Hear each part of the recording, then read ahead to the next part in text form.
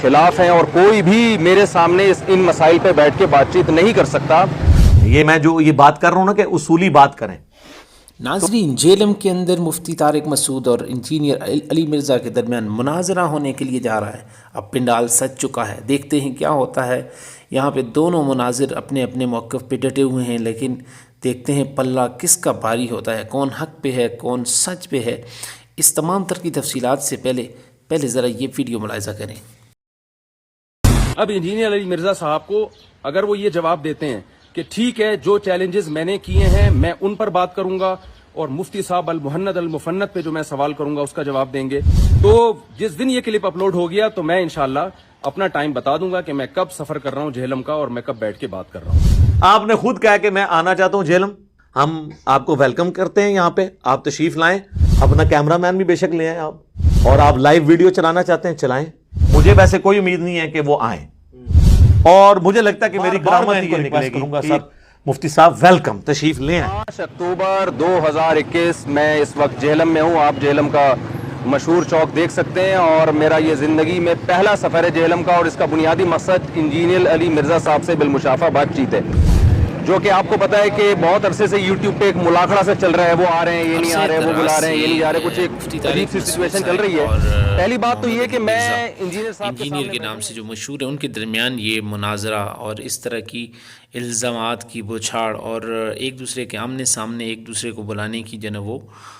یہ معاملات ہوتے رہے۔ آج مفتی طارق مسعود صاحب 5 اکتوبر کو جیلم پہنچ چکے ہیں، اور اب ان کا یہ دعویٰ ہے کہ وہ اب انجینئر علی مرزا سے ملیں گے، ملاقات کریں گے، اور اس کے بعد ان کے جتنے بھی عقائد ہیں ان کے اوپر بھی بحث کریں گے، اور المہند المفند کے حوالے سے بھی جو عقائد کی بحث ہے وہ بھی کریں گے۔ لیکن یہاں سے ہمیں نظر یہی آتا ہے کہ مرزا صاحب جو ہے وہ بھاگنے کی کوشش کر رہے ہیں، اور انہوں نے اپنے جو ٹویٹ ہے جو آپ اسکرین کے اوپر دیکھ سکتے ہیں اس کے اوپر بھی انہوں نے اب اپنی جان چھڑانے کے لیے لکھا ہے کہ مفتی صاحب کال نہیں اٹھا رہے، اور ان کے بندے انہوں نے اپنے نمبر بند کر لیے ہیں، اور پولیس ان کو پکڑنے کے لیے جو ہے نا وہ کوششیں کر رہی ہے، اور اب وہ فرار ہونے کی کوشش کر رہے ہیں۔ تو سوال یہ پیدا ہوتا ہے سیدھا سا کہ بھئی وہ بات کرنے کے لیے آپ سے آ رہے ہیں، تو اتنی چھوٹی سی ویڈیو ڈالنے کی وجہ سے پولیس ان کو کیوں پکڑے گی؟ انہوں نے کوئی جرم تو نہیں کیا۔ اور دوسری بات، اب ان کے اپنے فالورز، ابھی انہوں نے جو کمیونٹی ٹیب میں اپنی پوسٹ کی ہے تو اس کے اندر انہوں نے لکھا ہے کہ آپ سامنے آئیں مفتی صاحب کے، اور اگر آپ سامنے نہیں آئیں گے تو ہم آپ کو چھوڑ دیں گے، ہم آپ کو قیامت تک کے لیے پھر دوبارہ نہیں سنیں گے۔